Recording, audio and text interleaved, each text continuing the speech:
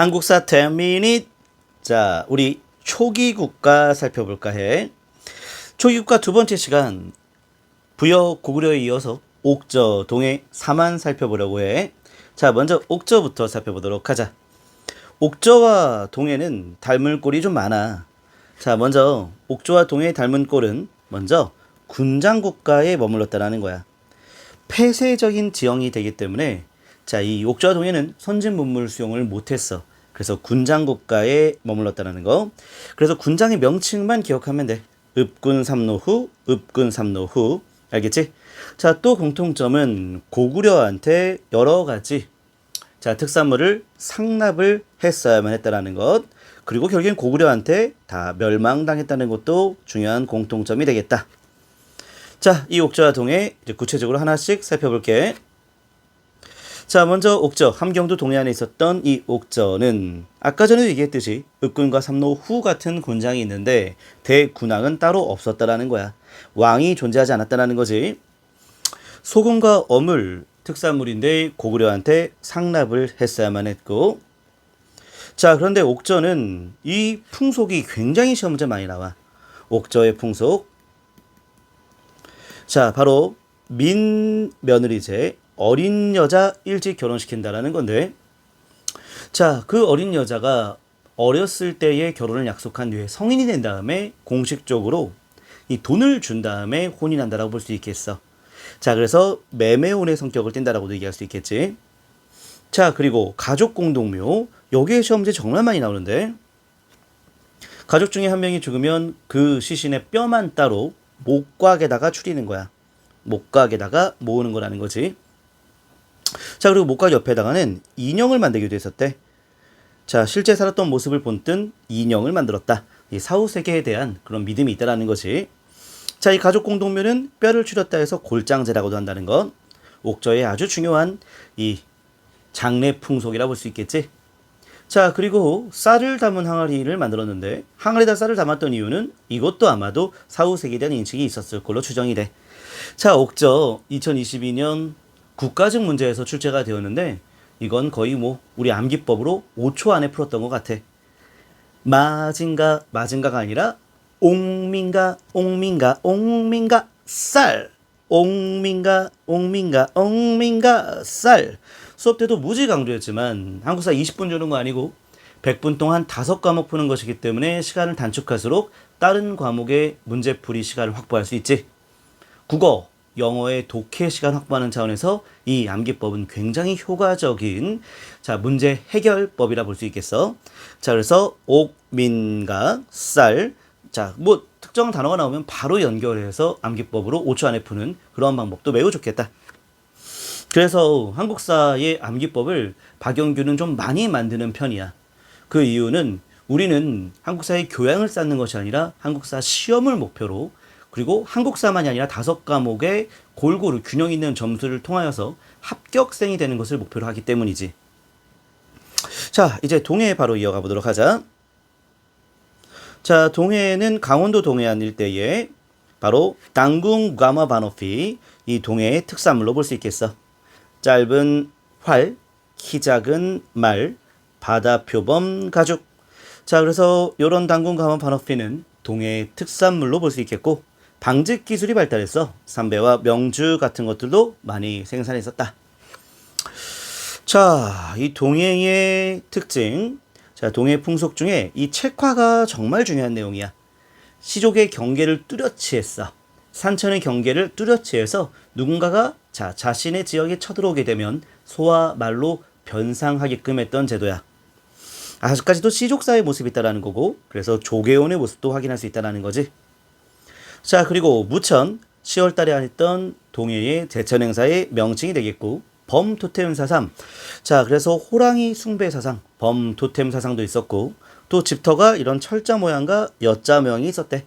이런 집터의 모습이 동해의 모습이 이런 모습이 있었다라고 확인하면 되겠고 병들어 사람이 죽으면 새 집을 지었던 특징도 좀 있었고 그리고 점성술이 발달했다는 것도 확인할 수 있겠다. 자, 근데 동해의 암기법 우리 기억나나? 정규 수업 때 어떻게 얘기했냐면 우리 특히 A형 남학생이 좀 희생을 하면서 자, A형의 특징을 좀 확인했었지? 동해가 A형과 비슷하다 이렇게 얘기했었잖아. 자, 동해 삼배명주 뜨개질하고 있는 모습이고, 자, 그리고 아주 경계를 뚜렷하게 했지. 그래서 누군가가 쳐들어오면 뭐라 하잖아. 그치? 살짝 자기 지역 침범하면 뭐라 하는 그런 체화의 모습. 그리고 엉 쫄았어. 범토템 사상.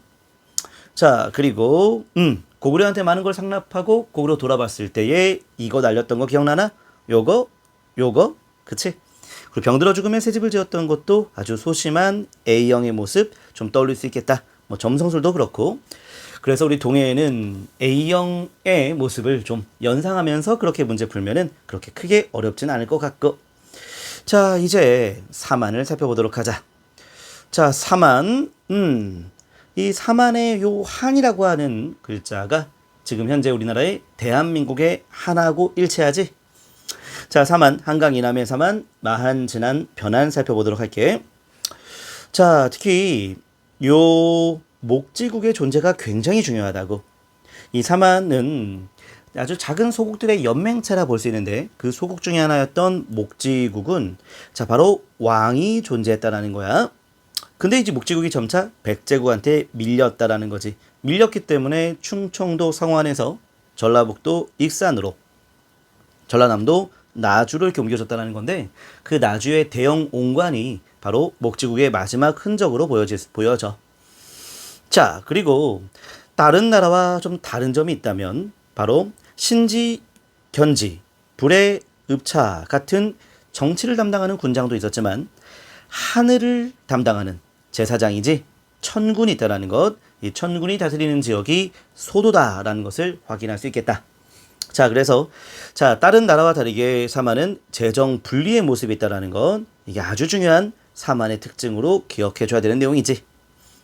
자, 이렇게 했고 그 다음에 사만. 자, 한강 이남 지역이기 때문에 자, 상대적으로 농사가 잘 되지. 따뜻하고 비도 많이 오고. 자, 그 비, 물, 자, 가둬놓는 저수지도 개발했고, 그리고 수확할 때는 혼자 수확할 것이 아니라 노동 공동체가 되겠지. 둘애가 수확하는데 함께 도왔다라고 볼 수가 있겠다. 자, 변호사가 그만큼 발달했기 때문에 나타난 문화로 볼 수 있겠고. 자, 그런데 이 변안이라고 하는 지역 굉장히 중요하지. 바로 변안, 이 경상남도 일대의 변안. 이곳에서는 철이 많이 생산되었고 그 철이 많았기 때문에 낭랑과 외와의 교역을 변안이 많이 했다는 것, 아주 중요한 특징이 되겠어. 자, 그리고 사만도 이렇게 비단, 삼배 등 자, 이런 양잡 문화, 그래서 의복 문화가 아주 발달했다 볼 수 있겠다. 방직 기술이 사만도 발달했다라고 얘기할 수 있겠네. 자, 요 사만 제철 행사를 2번이나 했어. 5월제, 10월제. 농사가 그만큼 잘 되니까. 그리고 땅을 파서 만든 마한의 집을 토실이라고 얘기했고, 자, 그리고 고랑을 판 다음에 그 안에다가 시신을 안치하는 마한의 주구묘라고 하는 무덤도 있다는 것. 그리고 통나무 집의 이름을 귀틀집이라고 확인할 수 있겠어. 사만의 집과 무덤이 좀 다양한데 바로 항아리로 만든 동무덤, 나무로 만든 널무덤도 대표적인 사례가 되겠지. 자, 그리고 사만은 좀 다양성이 있었던 것 같아. 좀 화려한 문화, 그리고 좀 본인을 장식하는 그런 문화가 좀 많이 발달한 모습들이 있었어. 실제로 이 문신 같은 경우가 그런데 이 외에서 문신을 많이 했었대. 근데 외와 가까이 있는 그런 지역에서 우리나라도 문신이 있었다는 거야. 자, 그래서 편두, 머리를 평평하게 만드는 편두와 문신, 그리고 새의 깃털을 또 매장하는 그런 모습들, 새의 깃털이 하늘과 땅을 연계하는 그런 모습을 생각했던 것 같아. 자, 그리고 소와 말을 순장했다는 기록이 삼국지 위지동 이전에 나오는데 마한이 그랬다라고 하는데 실제로 우리 아까 전에 광주 신창동 유적지에서 수레 도구가 발견되었잖아. 그래서 소와 말을 특정하게 순장하진 않았고 우리는 이용했었던 걸로 추정이 돼. 자, 마한의 구슬 장식. 자, 이런 것들은 바로 굉장히 다양한 자, 바로 사만의 모습이라 볼 수 있겠어. 그래서 장식을 좀 화려하게 했던 사만의 특징으로 이해하면 좋겠다. 자, 이렇게 해서 사만까지 다 봤는데 우리 기억해 둘 게 하나가 더 있다면 바로 고조선의 8조법금과 부여의 4조목을 비교하는 거야. 요 내용은 쉽게 나오면 굉장히 쉬운데 좀 어렵게 나오면 상당히 난도 있게 물어볼 수가 있어. 자, 어떻게 물어보냐면 이 법을 통해서 당시의 풍속을 물어볼 수 있겠어. 당시의 사회상이 되겠지. 고조선 8조법, 살인하면 사형에 처한다. 자, 노동력, 생명을 중시하는 문화가 있다라는 거고, 상해를 입히면 곡식으로 배상한다. 그만큼 농경이 중요하다는 것이었고, 배상이 있다라는 것 또한 사유재산이 있다는 것을 보여주는 거잖아. 절도하면 종이 된다. 사유재산이 있다는 건데 종이 된다는 것은 계급이 있다라는 것이었고, 돈 50만 전으로 배상한다. 바로 화폐를 이용했다라 볼 수 있겠지. 자, 여성은 음란하거나 편벽되지 않았다는 것은 법조항에 들어가 있는 건 아니지만 당시의 풍속을 다루고 있다. 그래서 가부장적 사회 구조의 모습도 확인할 수 있는 건데, 자, 이게 고조선의 8조법금. 좀 어렵게 나오면 뭐냐면 요런 내용들이 고조선 8조법에 소개되어 있다는 것을 확인하는 거야. 그렇게 물어보면 좀 어렵다라는 거지. 자, 이제 부여의 4조목도 마찬가지로 살인하면 사형에 처한다는 내용은 있어. 그런데 부여의 4조목은 그 가족을 노비로 삼는다. 요 연좌제의 모습이 있다는 걸 꼭 기억해 줘야 돼. 절도하면 12배 배상한다는 표현. 그리고 여성이 간음하면 죽이고, 투기하면 죽이고. 그래서 하나, 둘, 셋, 넷 이래서 4조목이 되는 거지. 이런 법조항이 부여에서 볼 수 있는 걸 물어보면 자, 이렇게 부여의 4조목으로 연결해야 되는 건데 삼국지 외지동의전에 나와 있던 내용이야. 자, 그리고 좀 더 어렵게 나오면 일책12법이 고구려에도 있었잖아. 그런데 일책12법뿐만 아니라 살인하면 사형에 처하고 그 가족을 노비로 삼았고 여성이 간음하고 투기하면 사형에 처한다는 표현이 같이 사료에서 나왔을 때는 반드시 부여로 연결해서 문제를 풀어야 한다는 것 수업 시간에 했던 것 기억나지? 자, 그리고 연좌제는 부여 고구려에서 볼 수 있지만 갑오개혁 때 없어졌다는 것 참고로 알아두고, 일책12법 절도하면 12배 배상한다는 것은 부여에도 있지만 고구려에도 있다라는 것. 그래서 고구려에는 절도하면 12배 배상하였다라는 표현은 옳은 설명이라는 걸 기억해 줘야 돼. 백제는 절도하면 2배, 뇌물행영세는 3배를 배상하게끔 했다라는 것도 확인할 수 있겠다. 이렇게 해서 초기국가 두 번째 시간 한국사 10미닛 마치도록 하겠습니다.